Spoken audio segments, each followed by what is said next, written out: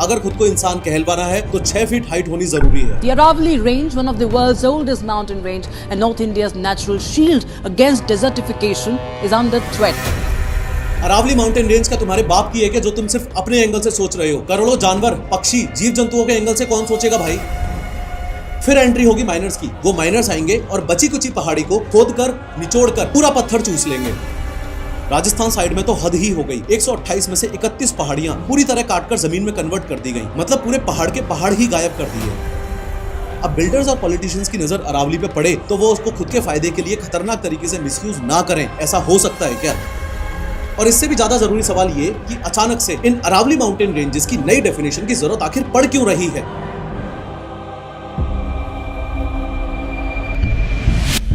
लेकिन हर बार की तरह शुरू से शुरू करते हैं। अगर कोई इंसान 6 फीट से लंबा नहीं है तो वो इंसान ही नहीं है। अगर खुद को इंसान कहलवाना है तो 6 फीट हाइट होनी जरूरी है। कैसी बेतुकी सी बात लग रही है ना ये सुनने में। पर अगर मैं आपसे कहूं कि इंडिया की ओल्डेस्ट माउंटेन रेंज, हिमालय से भी पुरानी माउंटेन रेंज यानी कि अरावली माउंटेन रेंज का कितना हिस्सा अरावली माना जाएगा और कितना हिस्सा माइनिंग माफियाज और लैंड माफियाज को सौंप दिया जाएगा, इसके लिए भी ऐसी बेतुकी सी डेफिनेशन दी गई है, तो आपको एक बार में विश्वास हो जाएगा क्या? भाई मुझे तो एक बार में विश्वास नहीं हुआ था कि कोर्ट ने इस प्रकार की डेफिनेशन एक्सेप्ट कर भी ली होगी। पर क्या है ये अरावली रेंज? और अगर माइनिंग माफियाओं और लैंड माफियाओं को सौंप भी देंगे तो क्या हो जाएगा? अरे भाई अगर बिल्डिंग्स बनानी है, डेवलपमेंट करना है तो रेत, मिट्टी, बजरी, कंकड़, पत्थर प्लस लेड, कॉपर, जिंक वगैरह, मकराना मार्बल्स वगैरह कहीं से तो लेना पड़ेगा ना। तो अरावली से ले लो, क्या फर्क पड़ता है? सिर्फ बड़ी बात नहीं, ये बहुत बड़ी बात है कि माइनिंग माफियाओं और लैंड माफियाओं का अगला शिकार अब अरावली रेंज बन गई है। देखो, अरावली रेंज एक एंशिएंट माउंटेन रेंज है जो इंडिया के नॉर्थ वेस्टर्न हिस्से में है। ये दुनिया की सबसे पुरानी पहाड़ियों में से एक है। इंडिया की ओल्डेस्ट माउंटेन रेंज है ये। और हिमालयस माउंटेन रेंज तो एज वाइज अभी बच्चे पहाड़ है इसके सामने। ये करोड़ों साल पहले बहुत ऊंचे थे, लेकिन वक्त के साथ बारिश और हवा ने इन्हें घिस घिस कर छोटा कर दिया है। ये रेंज मेनली इंडिया के 4 स्टेट से होकर गुजरती है। सबसे पहले गुजरात से शुरू होके, फिर राजस्थान में एंटर होके, फिर हरियाणा में एंटर होके और फिर दिल्ली में रायसीना हिल्स पर खत्म होती है। दिल्ली में राष्ट्रपति भवन और JNU यूनिवर्सिटी अरावली रेंज के एक्सटेंडेड हिस्सों पर ही बने हुए हैं। जयपुर के जयगढ़, आमेर, नाहरगढ़ फोर्ट और इंडिया का लार्जेस्ट फोर्ट यानी कि चित्तौड़गढ़ फोर्ट, ये सब भी अरावली हिल्स के हिस्सों पर ही बने हुए हैं। अगर आप कभी माउंट आबू घूमने गए हो तो गुरु शिखर नाम की हाईएस्ट जगह पर जरूर गए होंगे। ये गुरु शिखर ही अरावली की सबसे ऊंची चोटी है और इसकी हाइट करीबन 1722 मीटर है। गुजरात से दिल्ली तक ये रेंज करीब 692 किलोमीटर लंबी है। अब प्रॉब्लम समझो, प्रॉब्लम क्या है? प्रॉब्लम ये है कि सुप्रीम कोर्ट ने अरावली माउंटेन रेंजेस की एक नई डेफिनेशन एक्सेप्ट की है। इस नई डेफिनेशन के 2 पार्ट्स हैं, एक वर्टिकल पार्ट और एक हॉरिजॉन्टल पार्ट। वर्टिकल पार्ट वाली डेफिनेशन ये कहती है कि अगर कोई पहाड़ी अपने आसपास की जमीन से कम 100 मीटर ऊपर उठती है, यानी कि उसकी हाइट कम से कम 100 मीटर है, तभी उसे अरावली हिल माना जाएगा। मतलब अगर पहाड़ी 99 मीटर या उससे कम है तो सॉरी भाई, वो अरावली काउंट नहीं होगी। और अगर अरावली काउंट नहीं होगी तो फॉरेस्ट कंजर्वेशन एक्ट अप्लाई नहीं होगा। और अगर फॉरेस्ट एक्ट अप्लाई नहीं होगा तो प्रोटेक्शन खत्म हो जाएगी और बिल्डर्स और माइनिंग माफियाओं के लिए इन पहाड़ियों को काट के यूज करने का रास्ता खुल जाएगा। सिमिलरली हॉरिजॉन्टल पार्ट वाली डेफिनेशन ये कहती है कि अगर 2 या ज्यादा अरावली हिल्स एक दूसरे से 500 मीटर के अंदर अंदर हैं, तभी उन्हें साथ में अरावली रेंज माना जाएगा। अगर डिस्टेंस 500 मीटर से ज्यादा हो गया तो वो अलग अलग ट्रीट होंगे, एक रेंज नहीं। यानी कि फिर से प्रॉब्लम ये है कि ये नया रूल 90% छोटी पहाड़ियों को प्रोटेक्शन से बाहर कर देगा और एनवायरमेंटलिस्ट कह रहे हैं कि माइनिंग के लिए रास्ता खुल जाएगा। अब दिक्कत यह है कि अरावली रेंज की सिर्फ 8.7% पहाड़ियां ही ऐसी हैं जो 100 मीटर से ऊंची हैं, बाकी सारी की सारी तो 100 मीटर से छोटी हैं। अगर नंबर वाइज बताऊं तो अरावली माउंटेन रेंजेस की 12,081 पहाड़ियों में से 11,033 पहाड़ियां तो ऐसी हैं जो 100 मीटर रूल क्वालिफाई ही नहीं कर पाएंगी। सिर्फ 1,048 पहाड़ियां ही ऐसी हैं जो इस रूल को क्वालिफाई कर पाएंगी, यानी कि अरावली माउंटेन रेंज की पहाड़ियां कहला पाएंगी। तो इसका मतलब ये हुआ कि 91.3% पहाड़ियों पे अब खतरा मंडरा रहा है। खतरा लैंड माफियाओं का, खतरा माइनिंग माफियाओं का, खतरा हजारों पेड़ काटे जाने का। क्योंकि आप खुद समझो ना, जो अरावली माउंटेन रेंज आज के दिन कुछ ऐसी दिखती है, इसमें से अगर मैं 90% से ज्यादा पहाड़ियां कटवा दूंगा तो वो अब ऐसी दिखेगी। और अगर अरावली हिल्स नई डेफिनेशन की वजह से ऐसी दिखी तो अपने देश में कुछ ऐसी मेजर दिक्कतें होंगी कि एक बड़ा इकोलॉजिकल डिजास्टर होने वाला है। सबसे पहली और सबसे बड़ी दिक्कत होगी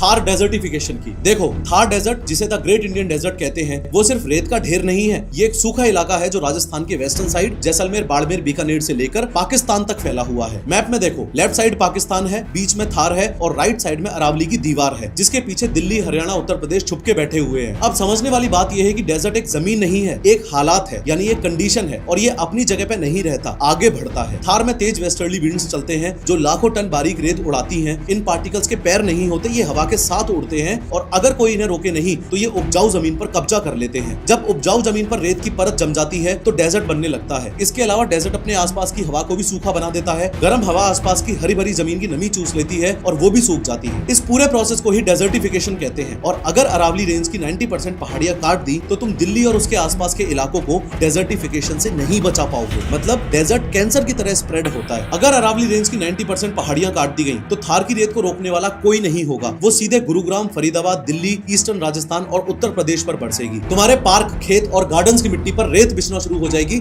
और अगले कुछ सालों में घास उगना बंद हो जाएगी। प्लस जो गर्म लू चलती है वो और ज्यादा जानलेवा हो जाएगी, क्योंकि बीच का ठंडा जंगल तो तुम माइनिंग माफियाओं को ऑलरेडी दे ही रहे हो। यानी अगर अरावली गई तो थार डेजर्ट धीरे धीरे दिल्ली एनसीआर की तरफ शिफ्ट होना शुरू हो जाएगा और अगले कुछ डेकेड्स में दिल्ली का मौसम कुछ कुछ जैसलमेर जैसा सूखा पड़ जाएगा, बस बिना ऊंटों के। दूसरी सबसे बड़ी दिक्कत होगी कॉरिडोर तोड़ने की। हमने इस एंगल से तो इस मुद्दे को सोच लिया कि अगर अरावली रेंज नहीं रही तो इंसानों का क्या होगा, पर हमने क्या इस एंगल से इस मुद्दे को सोचा कि अगर अरावली रेंज की 90% से ज्यादा पहाड़ियां कट गई तो वाइल्ड लाइफ का क्या होगा। अरावली माउंटेन रेंज क्या तुम्हारे बाप की है कि जो तुम सिर्फ अपने एंगल से सोच रहे हो? करोड़ों जानवर, पक्षी, जीव जंतुओं के एंगल से कौन सोचेगा भाई? इंसानों के पर्सपेक्टिव से हम माइनिंग और पॉल्यूशन तो देख रहे हैं, पर जानवरों के पर्सपेक्टिव से क्यों नहीं देख रहे कि अरावली माउंटेन रेंज की 90% पहाड़ियां माइनिंग माफियाओं से कटवा कर ना जाने कितने जानवरों के घर और आने जाने का रास्ता तोड़ रहे हैं। हम गुजरात से लेकर राजस्थान से होते हुए, हरियाणा से होते हुए दिल्ली तक जाने वाली ये अरावली रेंज जानवरों का एक कॉरिडोर ही तो है। उनका चलने का, आने जाने का, रहने का रास्ता ही तो है। इस पूरे पॉइंट को रणथंभौर नेशनल पार्क और सरिस्का टाइगर रिजर्व के एग्जांपल से समझो। रणथंभौर नेशनल पार्क राजस्थान में एक ऐसी जगह है जहां जंगल के बीच बड़े बड़े तालाब और उनमें मगरमच्छ हैं और हर मोड़ पर पुराने किले और खंडर मिलेंगे जो इसे एक जंगल बुक वाली रियल फिल्मी वाइब देते हैं। बाकी और भी बहुत सारे जानवर तो देखने को मिलते ही हैं, like any other national park. ऐसे ही सरिस्का टाइगर रिजर्व एक ऐसी जगह है जहां अरावली की रॉकी पहाड़ियां और घने जंगलों के बीच पुराने मंदिर जैसे पांडुपोल छुपे हुए हैं, जो टाइगर सफारी से ज्यादा एक शांति भरी लॉन्ग ड्राइव और हिली एडवेंचर फील देते हैं। है ये भी एक तरीके से जानवरों का घर ही। अब ऐसे समझ लो कि रणथंभौर और सरिस्का दो अलग अलग गांव हैं और अरावली माउंटेन रेंज वो अकेली रोड या हाईवे है जो इन दोनों को जोड़ती है। अब पॉइंट ये है कि शेर और तेंदुए एक जगह टिक कर नहीं रहते। जवान होने के बाद वो नया इलाका और नया पार्टनर ढूंढने निकलते हैं। अगर अरावली बीच में से टूट गई इस नए 100 मीटर रूल की वजह से, माइनिंग होने की वजह से, तो जानवरों के लिए बना हुआ वो हाईवे खत्म हो जाएगा। नतीजा, जानवर अपने ही जंगल में कैद होकर रह जाएंगे और वो दूसरे जंगलों में नहीं जा पाएंगे। अब मजबूरी में क्या होगा, उसी जंगल में जो बचे हुए 10-15 टाइगर्स हैं वो आपस में ही ब्रीडिंग करेंगे, यानी कि बच्चे पैदा करेंगे। मतलब भाई बहन में या कजन कजन में ब्रीडिंग होगी। साइंस में इसे इनब्रीडिंग कहते हैं। यहाँ फैक्चुअल प्रॉब्लम शुरू होती है। जब क्लोज रिलेटिव्स आपस में ब्रीडिंग करते हैं तो उनका डीएनए वीक पड़ने लगता है। डीएनए में जो खराब जीन्स छुपे हुए होते हैं वो उभर कर बाहर आ जाते हैं और यहीं से एक बड़ी प्रॉब्लम शुरू होगी, जेनेटिक डेड एंड की। इस इनब्रीडिंग की वजह से आने वाली पीढ़ियों में 3 सबसे बड़ी प्रॉब्लम आएंगी। सबसे पहली प्रॉब्लम आएगी वीक इम्यूनिटी की, यानी कि नए बच्चों का इम्यून सिस्टम खराब हो जाएगा। मान लो जंगल में कोई एक वायरस आया, जैसे कुत्तों से कैनाइन डिस्टेंपर वायरस फैलता है, तो नॉर्मल टाइगर उसे झेल लेता है, लेकिन इनब्रेड टाइगर तुरंत मर जाएगा। एक छोटी सी बीमारी पूरी पॉपुलेशन साफ कर देगी। दूसरी प्रॉब्लम आएगी रिप्रोडक्टिव फेलियर की, यानी कि बच्चे पैदा होने बंद हो जाएंगे। साइंटिफिक रिसर्च कहती है कि इनब्रीडिंग से स्पर्म काउंट कम हो जाता है और बच्चे पैदा करने की ताकत खत्म होने लगती है। कई बार बच्चे पैदा तो होते हैं पर वो अंधे, लंगड़े या दिल की बीमारी के साथ पैदा होते हैं। तीसरी प्रॉब्लम आएगी द वॉकिंग डेड की। साइंटिफिकली इसे एक्सटिंक्शन वॉर्टेक्स कहते हैं। जानवर जिंदा दिखेंगे, घूमते हुए दिखेंगे, लेकिन जेनेटिक लेवल पर वो जिंदा लाश बन चुके होंगे, क्योंकि उनके पास फ्यूचर में सर्वाइव करने का डीएनए बचा ही नहीं है। तो एक तरफ तो तुम कह रहे हो कि जानवरों को मारना इलीगल है,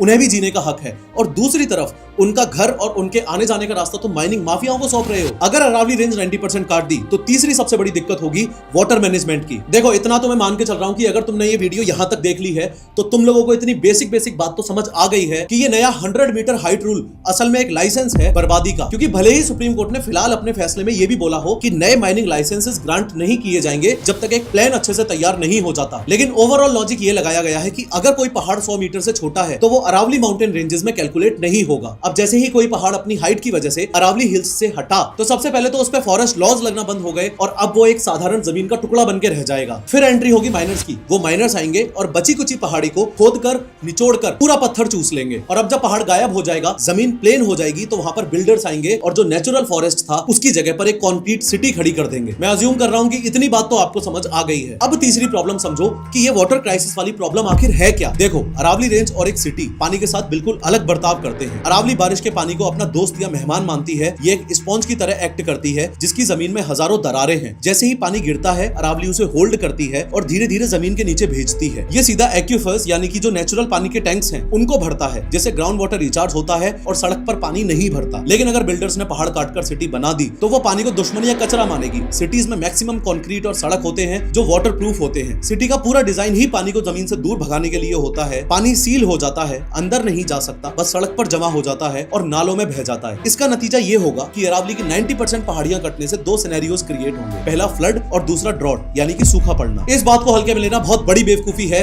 कि इस 100 मीटर हाइट रूल की वजह से कितना बड़ा वाटर क्राइसिस आएगा। चौथी सबसे बड़ी प्रॉब्लम ये होगी कि दिल्ली एनसीआर में पॉल्यूशन बुरी तरह बढ़ने लगेगा। अब ये तो आपको बताने की जरूरत भी नहीं है कि पॉल्यूशन के मामले में दिल्ली का फिलहाल क्या हाल हो रखा है, क्योंकि अभी हाल ही में इस लॉन्ग वीडियो में मैंने आपको डिटेल में बताया भी था कि दिल्ली में एयर पॉल्यूशन अभी जो हो रखा है वो कितना खतरनाक है और आप अपनी फैमिली को इस एयर पॉल्यूशन से स्टेप बाय स्टेप कैसे बचा सकते हो। लेकिन पॉइंट ये है कि आज जो हालात हो रखी है इससे भी बदतर हालत होने वाली है अगर अरावली माउंटेन रेंजेस की 90% पहाड़ियों पे से प्रोटेक्शन खत्म कर दिया गया तो। सबसे पहले तो ये समझो कि अरावली के जंगल एक गीले कपड़े की तरह यानी कि वेट क्लॉथ की तरह काम करते हैं। अभी हवा में उड़ने वाली धूल plus PM 2.5 particles plus dust particles जब अरावली के पेड़ों से टकराती हैं तो वो पत्तों पर चिपक जाती हैं। इससे हवा साफ होकर आगे बढ़ती है, लेकिन जब पहाड़ काटकर वहां कंक्रीट की बिल्डिंग्स बन जाएंगी तो वो प्लास्टिक जैसी होंगी। धूल चिपकेगी नहीं बल्कि टकराकर वापस हवा में घूमेगी। एज अ रिजल्ट जो धूल पहले पहाड़ सोख लेता था वो अब सीधा आपके फेफड़ों में जाएगी। इसके अलावा थार डेजर्ट वाले फैक्टर को कैसे भूल सकते हो तुम? सिर्फ गाड़ियों से निकलने वाला धुआं ही थोड़ी ना पॉल्यूशन होता है। दिल्ली में काफी पॉल्यूशन गाड़ियों का नहीं बल्कि धूल का है। राजस्थान से जो रेतीली हवा आती है यानी कि sand storms, Aravali mountain ranges उसे एक ऊंची दीवार की तरह रोक लेती हैं। जब 90% पहाड़ जो 100 मीटर से छोटे हैं वो काट दिए जाएंगे तो ये दीवार टूट जाएगी। रेत के तूफान सीधा बिना रुकावट के दिल्ली, गुरुग्राम और नोएडा में घुसेंगे, thus increasing the overall pollution of the cities. Moreover, इन सभी मेजर प्रॉब्लम्स के अलावा ना जाने कितनी और ऐसी दिक्कतें होने वाली हैं जो हम सभी को खतरे में डालेंगी, जैसे टेम्परेचर प्रॉब्लम, क्योंकि अरावली के जंगल सूरज की गर्मी एब्जॉर्ब करते हैं और जब वो हटेंगे और वहां कंक्रीट की बिल्डिंग्स बनेंगी तो वो इलाका हीट आइलैंड बन जाएगा, एक गर्म तवे की तरह। रात को भी जमीन ठंडी नहीं होगी, जिससे दिल्ली एनसीआर और राजस्थान का टेम्परेचर 3 से 5 डिग्री सेल्सियस हमेशा के लिए बढ़ जाएगा। जैसे मैन एनिमल कॉन्फ्लिक्ट प्रॉब्लम, जब हम बुलडोजर चलाकर अरावली माउंटेन रेंज की 90% पहाड़ियां काटकर उनका घर तोड़ेंगे तो लेपर्ड्स और बाकी वाइल्ड लाइफ हवा में थोड़े ना गायब हो जाएंगे। वो भी तो खाना ढूंढेंगे, वो भी तो हमारी सोसाइटीज की तरफ आएंगे, वो भी तो हमारे शहरों में घुसेंगे। होता तो ये आज भी है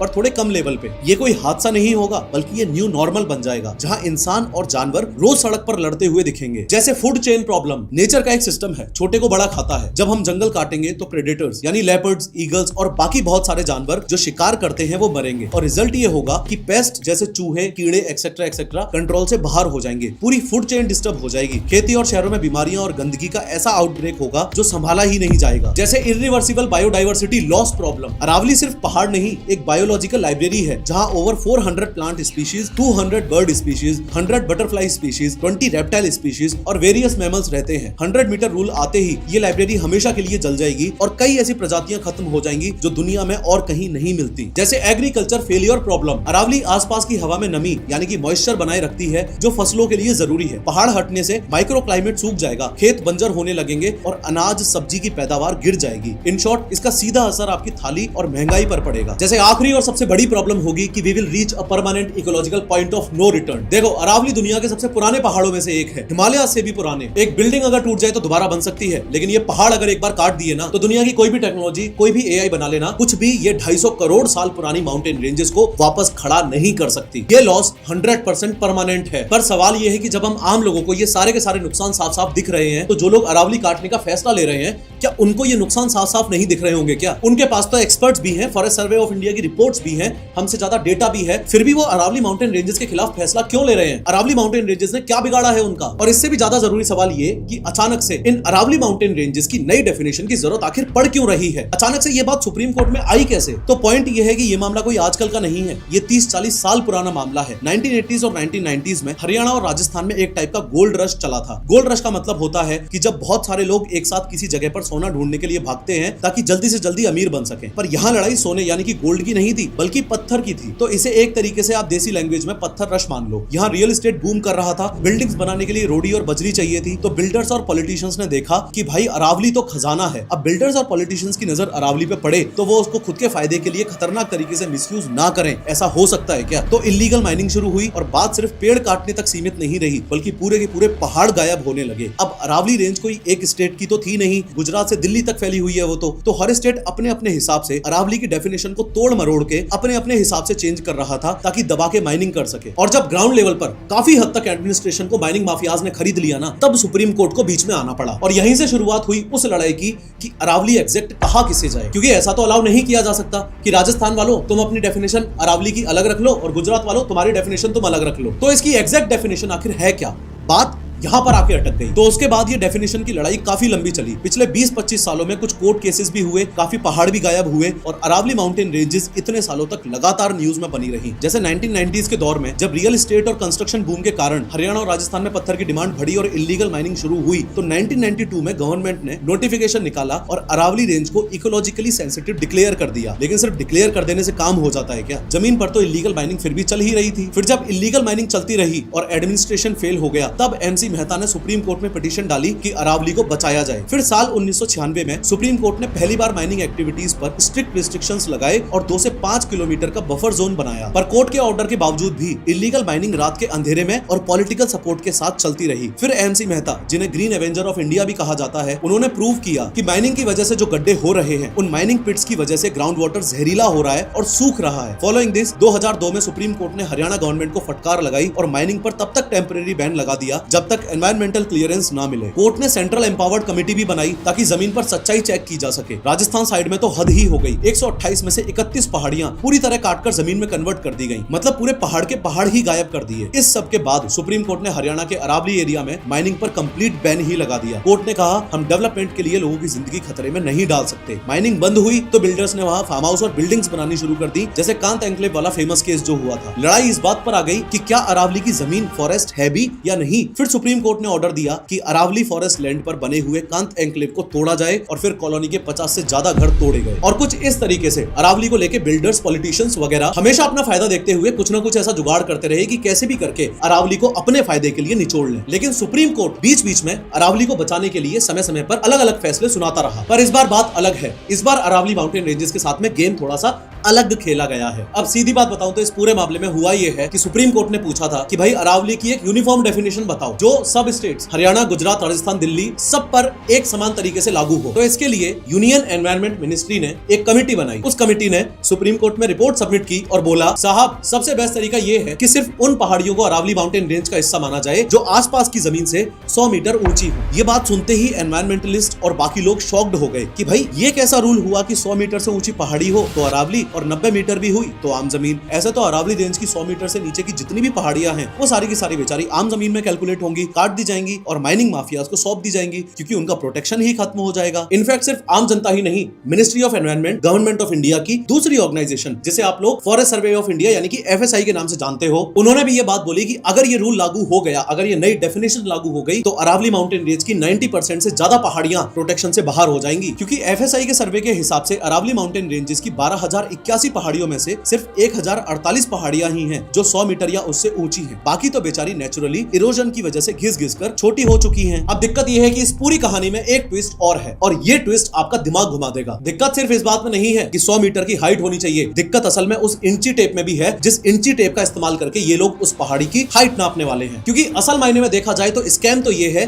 कि 100 मीटर नापा कहां से जाएगा। सच कहूं तो इस डेफिनेशन में ऐसा एक टेक्निकल ट्रैप छुपा के रखा हुआ है जो आपकी आंखों में धूल झोंक रहा है। और इस टेक्निकल ट्रैप को समझने का सबसे आसान तरीका है अपने इंडिया के अलग अलग रेलवे स्टेशंस पर लगा हुआ ये पथरीला येलो कलर का जो बोर्ड होता है वो। आपने अगर नोटिस किया हो तो इन बोर्ड्स पर रेलवे स्टेशन के नाम के अलावा नीचे हाइट और लिखी रहती है और हाइट लिखते वक्त लिखा जाता है XYZ मीटर की ऊंचाई फ्रॉम सी लेवल या फिर समुद्र तल से इतनी ऊंचाई। अब दिक्कत यह है कि सुप्रीम कोर्ट ने अरावली माउंटेन रेंजेस की जो न्यू डेफिनेशन एक्सेप्ट की है ना, उसमें स्पेसिफिकली हाइट को कैलकुलेट करने के बारे में ऐसा लिखा गया है कि सिर्फ उन्हीं हिल्स को अरावली माउंटेन रेंजेस में कैलकुलेट किया जाएगा जो आसपास की जमीन से 100 मीटर ऊंची होंगी। ट्रैप को समझो, सारा ट्रैप इस शब्द में छुपा हुआ है, आसपास की जमीन। अब आसपास की जमीन क्या, इसकी तो कोई डेफिनेशन है ही नहीं, क्योंकि जमीन एक जैसी थोड़ी ना होती है। कहीं पर ऊंचाई है जैसे जहां पहाड़ टीले वगैरह हो और कहीं पे नीचाई है जैसे जहां वैलीज हो। तो अरावली हिल्स की हाइट कैलकुलेट करते वक्त ये लोग आसपास की जमीन मानेंगे किसे? यही रीजन था कि इन जनरल दुनिया में साइंटिस्टों को एक ऐसा पॉइंट चाहिए था जहां से सारी हाइट एक समान हो। यानी कि साइंटिस्टों ने ये डिसाइड किया कि पूरी दुनिया के लिए एक कॉमन बेस होना चाहिए जो कभी ना चेंज हो, और वो कॉमन बेस क्या था? समंदर यानी कि सी लेवल। क्योंकि समंदर का पानी ग्रेविटी की वजह से पूरी दुनिया में लगभग एक ही लेवल पर रहता है, इसलिए पूरी दुनिया में MSL यानी कि मीन सी लेवल को 0 माना जाता है, चाहे आप अमेरिका में हो या इंडिया में। 100 मीटर की हाइट का मतलब है सी लेवल से 100 मीटर ऊपर। ये फिक्स्ड है, इसमें चीटिंग नहीं हो सकती। अब डेफिनेशन में 100 metre height from sea level ना लिख के 100 मीटर हाइट फ्रॉम आसपास की जमीन लिख के अरावली माउंटेन रेंजेस को खतरे में डाल दिया गया है। क्योंकि कमिटी ने बोला है कि हम हाइट सी लेवल से नहीं बल्कि पहाड़ के बेस यानी कि सराउंडिंग लैंड से नापेंगे। ये सुनने में तो नॉर्मल लग रहा है, पर असलियत ये है कि आसपास की जमीन की कोई स्पेसिफिक डेफिनेशन है ही नहीं। पहाड़ के आसपास की जमीन का मतलब क्या वो जमीन जो पहाड़ के बिल्कुल नीचे है, या वो रोड जो 1 किलोमीटर दूर है, या वो प्लेट्यू जो पहले से ही ऊंचा है। कोई स्टैंडर्ड ही डिफाइन नहीं किया है कि कहां से इंच टेप रखना शुरू करना है, जिसका जहां मन करेगा वहां से नाप देगा। और इसमें सबसे बड़ा खतरा यह भी है कि अरावली रेंज ऑलरेडी कई जगह पर प्लेट्यू यानी कि एक पथरीले इलाके के ऊपर ही स्थित है। इमेजिन करो, जमीन पहले से ही सी लेवल से 100 मीटर ऊंची है, जैसे एक टेबल, उस टेबल पर 80 मीटर की पहाड़ी है। तो अब सी लेवल से अगर कैलकुलेट किया जाए तो पहाड़ी की असली हाइट हुई 300 plus 80 is equal to 380 metre. लेकिन नया रूल बोले कि भाई नीचे की जमीन मत गिनो, सिर्फ टेबल के ऊपर की हाइट गिनो। तो उस हिसाब से उस पहाड़ी की हाइट आई सिर्फ 80 मीटर, और क्योंकि वो 100 मीटर से कम है तो वो अरावली माउंटेन रेंज का हिस्सा मानी ही नहीं जाएगी और तोड़ दी जाएगी। एक मेजर प्रॉब्लम हालांकि यहाँ पे ये भी है कि ये गलत तरीके से 100 मीटर हाइट नापने वाला रूल बिल्डर्स के लिए एक ड्रीम लूप होल है। ये रूल इलीगल माइनर्स और बिल्डर्स के लिए खुली तिजोरी जैसा है, क्योंकि मान लो एक पहाड़ी 103 मीटर ऊंची है लोकल जमीन से, तो वो इस नई डेफिनेशन वाले रूल के हिसाब से एक फॉरेस्ट है और प्रोटेक्शन मानी जाएगी। लेकिन अगर उन ग्रुप ऑफ बिल्डर्स को पॉलिटिशियंस के साथ मिलके इस पहाड़ी में इलीगल माइनिंग करवा के अपनी जेब भरनी है, तो वो बिल्डर रातों रात ट्रक्स भर के मलबा लाएगा और पहाड़ी के पास आसपास की जमीन पर डाल देगा। और ऐसा करके अगर उसने आसपास की जमीन की हाइट 5 मीटर भी बढ़ा दी तो अब पहाड़ी की हाइट होगी 103 minus 5 is equal to 98 metre, और 100 मीटर से कम होते ही वो पहाड़ी फॉरेस्ट नहीं कहलाएगी, प्रोटेक्शन से बाहर हो जाएगी और अगले दिन उस पर भी माइनिंग का काम शुरू हो जाएगा। पर प्रोफेसर, तुमने तो वीडियो की शुरुआत में बोला था कि सुप्रीम कोर्ट ने तो न्यू माइनिंग लीजेस पर बैन लगा दिया है। तो अगर सुप्रीम कोर्ट ने न्यू माइनिंग लीजेस पर बैन लगा दिया है, यानी कि नई कंपनीज को अरावली माउंटेन रेंजेस पर माइनिंग करने की परमिशन दी ही नहीं जाएगी, तो फिर तो अरावली सुरक्षित है। फिर अरावली को कैसा खतरा? नहीं भाई, ऐसा नहीं होता है। पूरी बात को समझो क्या मैटर है। भले ही सुप्रीम कोर्ट ने इस नई डेफिनेशन को एक्सेप्ट करने के साथ साथ ये बात बोली है कि न्यू माइनिंग लीजेस पर रोक लगा दी जाएगी, पर प्रॉब्लम ये है कि ये जो रोक लगाई गई है ये टेम्परेरी बेसिस पर है। यानी कि न्यू माइनिंग लीजेस पर जो बैन लगाया है ना, ये बैन सिर्फ तब तक है जब तक MPSM नाम का प्लान रेडी नहीं हो जाता। देखो, ऐसा तो बिल्कुल भी नहीं है कि आंख बंद करके सुप्रीम कोर्ट ने बस ये डेफिनेशन ऐसे ही एक्सेप्ट कर ली है। सुप्रीम कोर्ट ने एनवायरनमेंट को मद्देनजर रखते हुए डेफिनेशन को एक्सेप्ट करने के साथ साथ इस चीज पर भी बैन लगा दिया है कि कोई भी नए माइनिंग लीजेस ग्रांट नहीं किए जाएंगे। कोर्ट ने कंप्लीट माइनिंग पर बैन नहीं लगाया है, सिर्फ नए माइनिंग लीजेस इश्यूज नहीं किए जाएंगे ये बोला है। कंप्लीट बैन इसलिए नहीं लगाया क्योंकि कोर्ट का मानना है कि कंप्लीट बैन लगा देने से इलीगल माइनिंग बढ़ेगी और माफियाओं को कंट्रोल मिलेगा। पर एनवायरमेंटलिस्ट को असल प्रॉब्लम इस बात से हो रही है कि ये न्यू माइनिंग लीज पर बैन सिर्फ तब तक है जब तक MPSM नहीं बन जाता। अब ये MPSM क्या है? इस पूरे सुप्रीम कोर्ट डिसीजन का मोस्ट इंपोर्टेंट फैक्टर ही है MPSM, और अगर ये समझ आ गया तो सब समझ आ गया। MPSM का मतलब है management plan for sustainable mining. Basically ये एक ऐसी साइंटिफिक रिपोर्ट होती है जो डिसाइड करती है कि जंगल के किस हिस्से में माइनिंग हो सकती है और किस हिस्से में बिल्कुल भी माइनिंग नहीं हो सकती। अरावली माउंटेन रेंजेस में कहां माइनिंग होगी और कहां नहीं, ये डिसाइड करने के लिए सुप्रीम कोर्ट का ये MPSM प्लान बनाने वाला आइडिया झारखंड के सरांडा फॉरेस्ट से इंस्पायर्ड है। झारखंड में ICFRE यानी कि Indian council of forestry research and education के वैज्ञानिकों ने पूरे जंगल का एक जियो रेफरेंस्ड इकोलॉजिकल असेसमेंट किया था। आसान भाषा में बोलूं तो उन्होंने GPS लेकर चप्पा चप्पा मैप चेक किया और देखा कि कहां वाइल्ड लाइफ ज्यादा है, कहां पानी रिचार्ज होता है, कहां फॉरेस्ट डेंस है, एक्सेट्रा एक्सेट्रा। इस डेटा के बेसिस पर उन्होंने फॉरेस्ट को 2 हिस्सों में डिवाइड किया, एक तो सस्टेनेबल जोन्स और दूसरा नो गो जोन्स। सस्टेनेबल जोन्स यानी कि जहां माइनिंग अलाउड की जाएगी और नो गो जोन्स यानी कि जहां माइनिंग स्ट्रिक्टली नॉट अलाउड होगी। ऐसी ही सेम अप्रोच अरावली के साथ भी ली जा रही है कि MPSM प्लान तैयार करो, यानी कि अरावली को मैप करके ये बता दो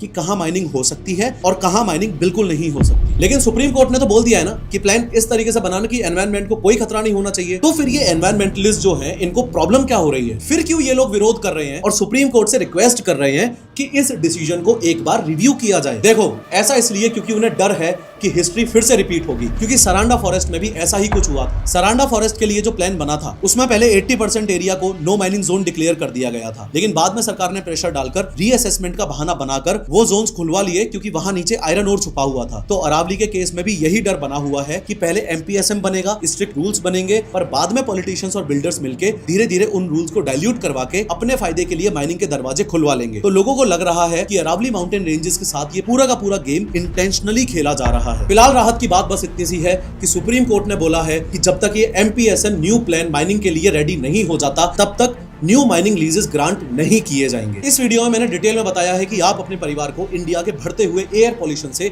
आखिर कैसे बचा सकते हो। क्लिक करो और जरूर देखो।